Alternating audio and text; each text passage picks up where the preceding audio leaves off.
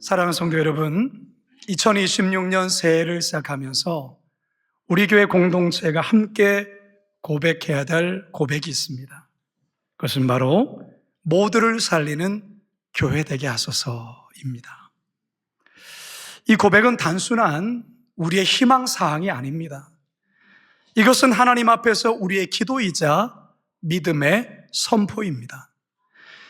바라기는 2026년 첫 주일에 선포되는 오늘의 말씀을 통해서 먼저는 우리의 심령이 살아나고 동시에 이 땅의 모두를 살리는 거룩한 빛 광성교회 성도들 다 되시기를 주님의 이름으로 축원합니다.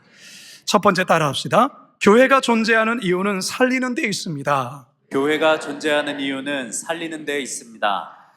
작년 8월에 22살 된 한 대학생이 단기간에 고수입을 얻는다는 말에 캄보디아로 취업자 갔다가 감금 및 폭행, 고문 끝에 사망한 일이 있었습니다. 이 사건을 계기로 우리 경찰과 그리고 현지 경찰들이 강도 높게 공조하며 일당들을 검거하고 있는데요. 취업을 준비하는 대학생이나 청년들에게 월 수입이 1,000만 원에서 많게는 4천만 원까지 보장한다는 광고로 유인을 하는 것입니다. 이 말만 믿고 현지에 갔다가 여권도 빼앗기고 범죄 단지 내에 감금되어서 보이스피싱과 로맨스 스캠 등 불법 사기 행위에 동원되었는데요. 이것을 거부할 시에는 심한 폭행과 고문, 심지어 살해 위협까지 받으며 지옥 같은 생활을 했던 것입니다. 경악을 금치 못하는 것은 이렇게 감금된 한국 사람들이 수백 명이나 된다라는 거예요. 이게 말이 됩니까? 어떻게 사람을 그렇게 할 수 있을까? 이렇게 보면 정말 사람이 어떻게 이렇게 악할 수 있을까? 이런 생각을 합니다. 악한 자들은 오로지 영혼을 훔치고 도적질 하는 데만 관심을 둡니다. 사실 사단 마귀가 그렇습니다. 마귀는 저와 여러분들의 영혼을 도둑질하고 파괴하고 죽이는 데 있습니다. 하지만 우리 예수님은 어떻습니까? 우리 예수님은 우리에게 생명을 주시고 풍성한 삶으로 우리를 인도하시는 분이라는 사실입니다. 요한복음 10장 10절을 함께 읽습니다. 시작. 도둑이 오는 것은 도둑질하고 죽이고 멸망시키려는 것뿐이요 내가 온 것은 양으로 생명을 얻게 하고 더 풍성히 얻게 하려는 것이라.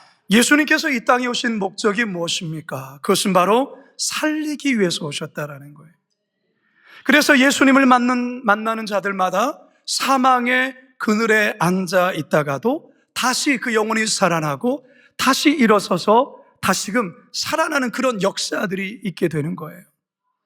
사마리아 수가성의 여인이 그랬어요. 그녀는 5번의 이혼을 경험하고 사람들의 눈을 피해 뜨거운 대낮에 홀로 외롭게 물을 기르러 오는 그런 비운의 여인이었습니다. 하지만 그녀가 예수님을 만나면서 그 영혼은 다시 소생하며 살아나게 되죠. 그리고 동네 사람들에게 뛰어가서 그리스도를 증거하는 사람으로 바뀌게 됩니다. 요한복음 4장입니다. 시작. 여자가 물동이를 버려두고 동네에 들어가서 사람들에게 이르되 내가 행한 모든 일을 내게 말한 사람을 와서 보라. 이는 그리스도가 아니냐 하니. 여러분, 오늘날 교회가 존재하는 이유도 이와 똑같습니다. 교회가 존재하는 이유는 예수님이 그리하셨던 것처럼 영혼을 살리는 데 있는 것입니다.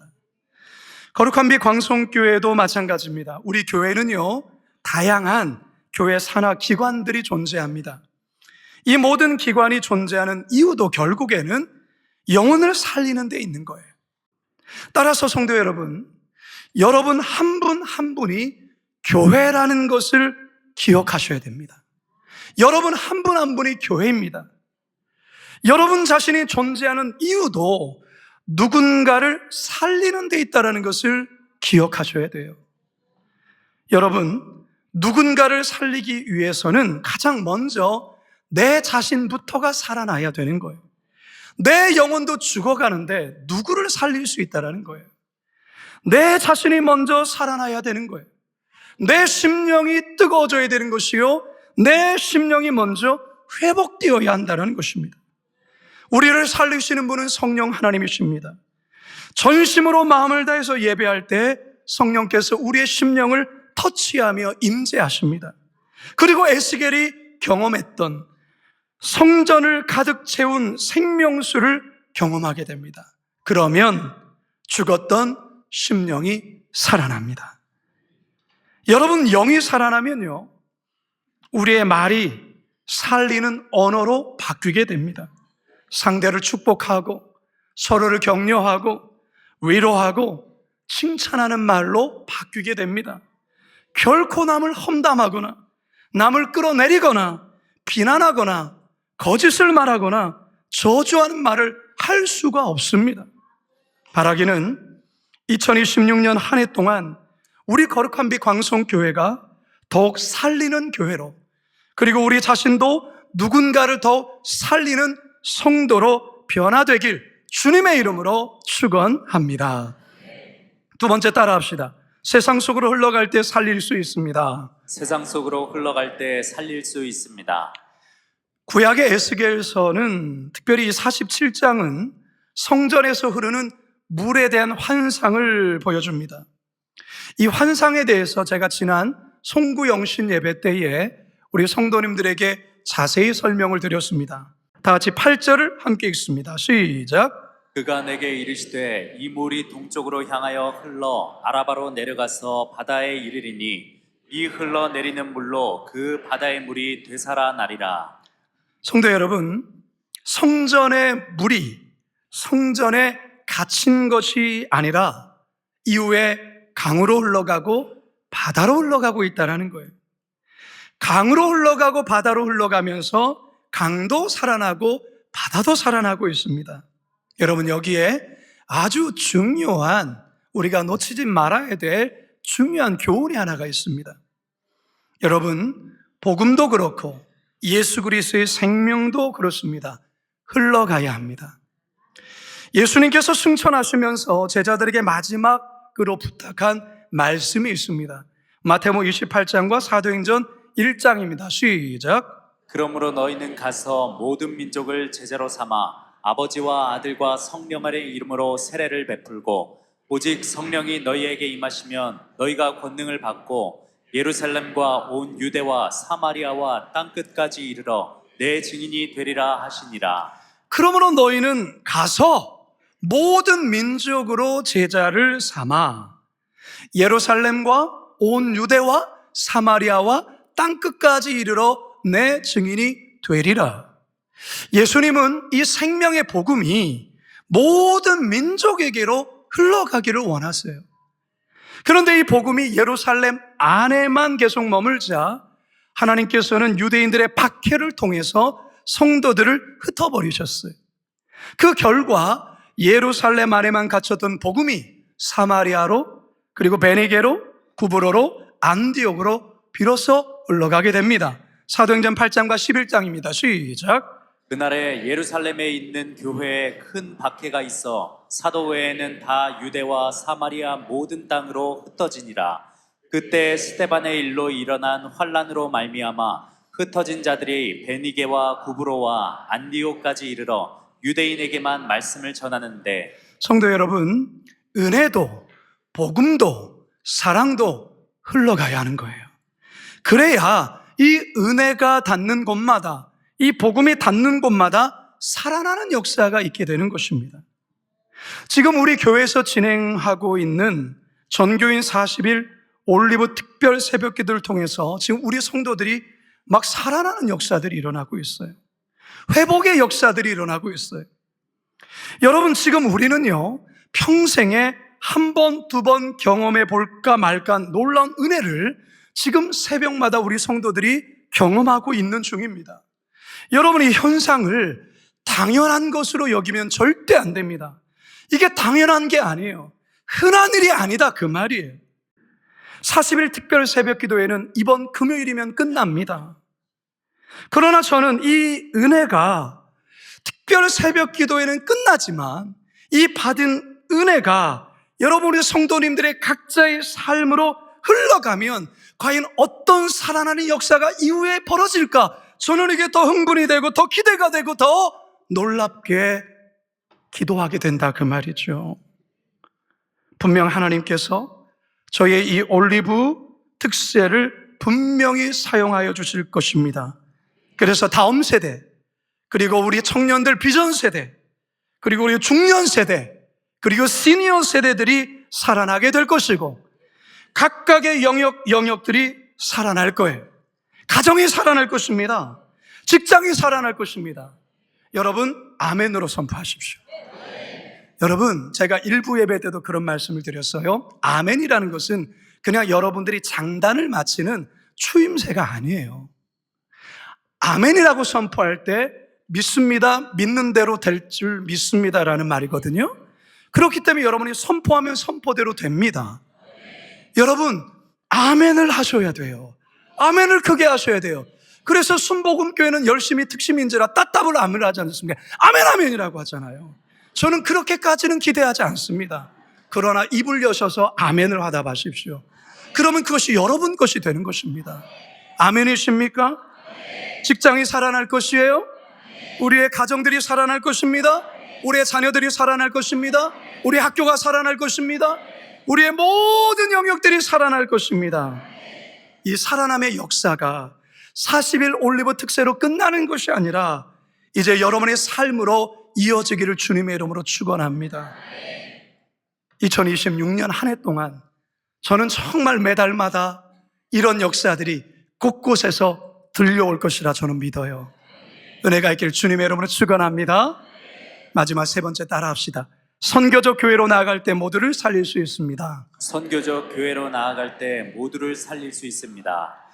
여러분 선교가 뭡니까? 선교는 모든 민족과 족속이 주께로 돌아오게 하는 것이 선교죠. 다시 말해서 하나님을 알지 못하는 민족이 복음을 듣고 복음 앞에 회개하며 하나님을 아버지라 고백하며 예배하게 하는 것, 이게 바로 선교이거든요.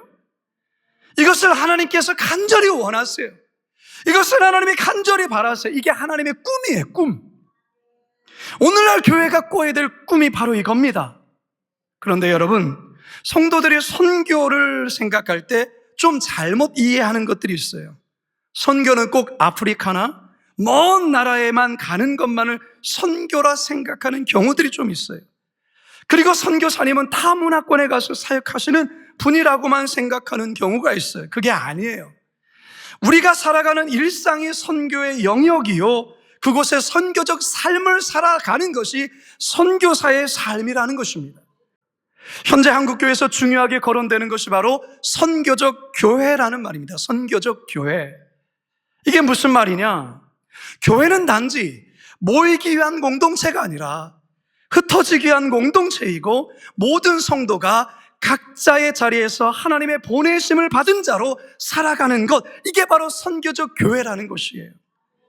우리가 머무는 그곳에서 선교적 삶을 살아갈 때 그곳에 하나님 나라가 임하고 모두가 살아나는 역사가 있다는 사실입니다. 할렐루야. 에스겔이 본 환상 역시도 선교적 교회의 모습을 담고 있어요. 성전에서의 물이 흘러서 강으로 바다로 흘러갑니다. 그런데 그 물이 닿는 곳마다 죽었던 것이 다시 살아납니다. 이것이 흘러가는 곳마다 살아나는 거예요. 죽었던 나무가 다시 살아납니다.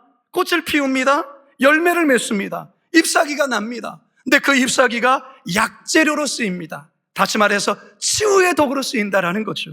에스겔서 47장 9절과 12절입니다. 시작. 이 강물이 이르는 곳마다 번성하는 모든 생물이 살고 또 고기가 심히 많으리니 이 물이 흘러 들어가므로 바닷물이 되살아나겠고 이 강이 이르는 각처의 모든 것이 살 것이며 강 좌우가에는 각종 먹을 과실나무가 자라서 그 잎이 시들지 아니하며 열매가 끊이지 아니하고 달마다 새 열매를 맺으리니 그 물이 성소를 통하여 나옵니다. 그 열매는 먹을 만하고 그 잎사귀는 약재료가 되리라. 할렐루야. 교회가 선교적 교회로 나아갈 때 바로 이런 일이 벌어집니다. 이런 일이. 교회에서 흘러가는 그 물이 지역을 살려내고요. 우리 자녀들이 다니는 학교들을 살려내고요. 그리고 우리 성도들이 살아가는 직장과 일터가 살아나는 거예요. 모든 영역들에 열매가 맺히고 잎사귀가 맺히는 것이죠. 지금 우리 사회는 다문화 사회로 바뀌었습니다. 우리가 굳이 해외에 나가지 않아도 여기서 금촌, 여기서 멀지 않은 금촌에만 가도 여기가 외국인가? 라고 할 정도로 외국인들이 많아요. 이주민 노동자들이 많이 온 거예요. 약 270만 명이 이 한국 사회에 왔다고들 얘기를 해요. 이들이 없으면 한국 경제는 돌아가지가 않습니다. 근데 여러분, 이들이 소속되어 있는 그 나라가 어떤 나라냐면, 다는 아니지만 선교사의 신분을 가지고 들어갈 수 없는 나라의 사람들이에요. 선교사는 신분으로 이들 나라 들어갈 수 없습니다. 그런데 이들이 우리나라로 온 거예요. 여러분, 뭘 말하는 걸까요? 뭘 말하는 걸까요? 우리 교회도 지금 태국, 베트남, 캄보디아, 미얀마 예배 등 네 나라의 예배가 드려지고 있고, 열방 예배에는 12개 국적을 가진 성도들이 모여 예배합니다. 총 16개 나라의 외국인들이 우리 교회에 출석하며 예배를 하고 있어요. 지금이 저는 한국 교회에, 그리고 우리 교회에 주신 선교의 절호의 기회라고 저는 생각하는 거예요. 해외로 선교를 나가지 않아도 괜찮아요. 이 땅에 스스로 온 그들에게 다가가서 따뜻하게 손을 잡아주고, 언어가 말이 통하지 않아도 그냥 끌어안아주고 사랑으로 보듬어 준다면 그게 바로 선교하는 것입니다. 저들이 우리의 친절과 사랑의 마음을 열고, 그리고 복음을 받아들이면 그 한 사람이 변화되는데, 그 한 사람만의 변화가 아니라 그가 속한 나라가 변하는 것입니다. 할렐루야. 오늘날 미디어의 영역 또한 선교의 영역이에요. 미디어를 지금 우리 자녀 세대들이 거의 일상이 되었는데, 미디어에서 나오는 많은 영상들이 죽이는 영상들이, 이 영상을 보고 자살을 선택해요. 이 영상을 보고 남을 죽이려고 해요. 이런 영상들이 우리 다음 세대를 장악하고 있는 것이죠. 따라서 미디어 영역 가운데 하나님 나라가 선포되어야 됩니다. 살리는 영상들이, 이 영상을 봤을 때 내가 살아야지, 이 영상을 볼 때 저 사람을 도와줘야지, 이 영상을 봤을 때 함께 살아가야지라는 이런 마음을 일으키는 미디어들이, 영상 콘텐츠들이 많이 개발되어야 된다는 것이죠. 고향 파주 지역에 있는 작은 교회 전도자들을 파송하고 군 양육교사를 파송해서 이 군부대를 살려야 되는 것입니다. 우리 1부 예배 때, 2부와 3부 예배 때는 인사하지 않았는데요, 1부 예배 때 새로 부임하신 교육전도사님이 부임 인사를 했습니다. 이분은 어떤 전도사님이냐면, 우리 교회가 지금 5년째 계속하고 있는 것이 교육 선교사를 파송하는 일을 하고 있습니다. 작은 교회, 미자립, 그리고 농촌 교회는 교육 전도사님을 청빙할 수가 없습니다. 첫째, 사례를 대지 못합니다. 둘째, 교육 전도사님들이 시골 교회, 미자립 안 갑니다. 힘들다고. 그러니까 교회 학교가 쓸 수가 없습니다. 교회 학교가 성장할 수가 없습니다.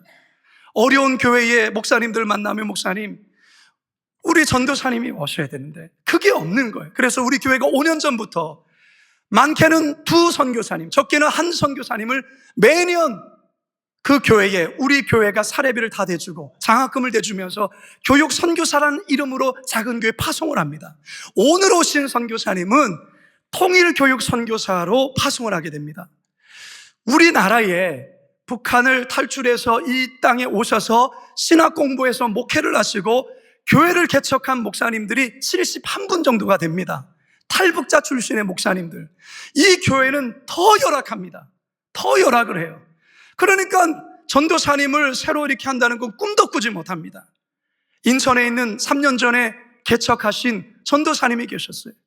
그 전도사님과 대화를 하다가, 목사님, 저 교회 그래도 애들이 그래도 한 10명쯤 됐는데 이 아이들을 돌보지를 못해 그냥 방치해요. 교육 전도사님이 있으면 너무 좋겠는데, 제가 그것을 받았습니다. 그래서 우리 꿈담 사역자들, 또 우리 교육부와 얘기를 해서 우리 그곳으로 교육 선교사님 파송하자. 그래서 오늘 교육 전사님 오신 거예요. 그래서 우리 교회가 이 사역하는 겁니다. 여러분, 저는 그런 꿈을 꿉니다. 우리처럼 큰 교회는요, 사람이 많아요. 일꾼도 많아요. 그러나 우리 한국 교회의 대부분은 작은 교회예요. 열악해요. 봉사자들이 많지가 않아요. 교회 학교는 꿈도 꾸지 못하는 것입니다. 저는 여러분들이 우리 교회를 통해서 양질의 교육을 받고 은혜 충만해서 그런 작은 교회에 1년이나 2년 정도 가서 섬기시고 다시 돌아오는 이런 역사들이 계속 있었으면 좋겠어요. 우리 교회는 우리 교회가 술을 불리는 그런 교회가 아닙니다. 우리 교회가 등치를 자꾸자꾸 늘려가는 그런 교회가 아니에요. 우리가 늘면 우리는 분립개척합니다. 우리는 앞으로 또 분립개척을 또 할 겁니다. 계속해서 건강한 교회를 만들기 위해서는 나누고 베풀고 어려운 교회들의 손을 잡아주셔야 됩니다. 이것을 목사만 혼자 하는 게 아니에요. 여러분들이 같이 해주셔야 되는 거예요. 여러분들이 말이에요. 이 교회에 있는 것으로 만족하면 안 돼요. 우리 교회는 이렇게 예배 시스템도 좋잖아요. 오케스트라도 있고요. 그러나 대부분의 교회는 열악하다 그 말이에요. 그런 교회를 외면하면 안 돼요. 그런 교회에 그 신음소리를 함께 듣고 그런 교회의 손을 잡아주고, 그래서 우리 교회가 재정적으로 마이너스죠. 재정적으로 사실은 계속 소비하는 것이요. 그러나 의미 있는 일이고 주님이 기뻐하시는 일이기 때문에 이 일을 우리 교회가 감당하는 것입니다. 좀 큰 교회들이 저와 같은 이런 마음을 좀 가져서, 큰 교회가 교육전도사님 1명, 2명 사실은 청빙하는 것, 이 모시는 거 그렇게 어렵지 않거든요. 그렇게 몇 개 교회만이라도 그렇게 작은 교회를 섬긴다면 작은 교회가 함께 살지 않겠습니까? 저는 그런 꿈을 꿔봅니다. 여러분, 공간도 마찬가지. 우리 교회가 이 큰 공간, 수백 개의 공간, 여러분, 이 공간을 우리가 독점해서 절대 쓰지 않습니다. 우리 교회는 한 부서가 한 공간을 독점할 수가 없는 교회입니다. 같이 공유합니다. 우리 교회가 이 공간을 지역 주민들과 함께 공유해야 되는 거예요. 이 공간이 선교의 디딤돌로 쓰여져야 된다라는 것입니다.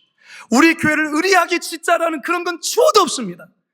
우리 교회가 이 지역에 가장 필요한 공간을 내어주고 그들이 함께 교회를 들락날락하는 가운데 그들에게 복음이 들어가게 되어지고 다음 세대가 자라게 되어지고 시니어들이 더 활동적으로 하고 중년 세대도 함께 힘을 합쳐서 정말로 남은 인생을 주를 위해서 살아갈 수 있는 그런 공간들이 생긴다면 그런 공간들을 통해서 놀라운 선교의 역사가 일어나게 될 줄로 믿습니다. 우리 다문화 친구들, 우리 형제들 너무 열악한 곳에서 예배를 드려요. 정말 저들을 위해서 우리의 공간을 내어주어야 됩니다. 주일만이라도 와서 좀 쉬고, 주일만이라도 와도 눈치 보지 않고, 주일만이라도 와서 고향에 대한 외로움을 달랠 수 있는 그런 공간을 저들에게 내주어야 되는 것입니다. 이제 저는 말씀을 마치려고 합니다. 여러분, 2026년 새해 여러분 어떤 꿈을 꾸십니까? 여러분이 한 해 동안 여러분 자신이 살리는 교회 되어주시기를 바랍니다. 받은 은혜와 사랑을 혼자만 간직하지 마시고 세상 속으로 흘려보내주시기를 바랍니다. 그럴 때 모두가 살아나게 될 것입니다. 거룩한 빛 광성교회는 선교적 교회라는 정체성을 더욱 공고히 하며 모이면 예배하고 흩어지면 선교하는 교회 되기를 바랍니다. 더욱이 이 땅에 보내주신 나그네들, 그들을 더욱 사랑함으로 온 열방을 품는 교회 될 수 있기를 바랍니다.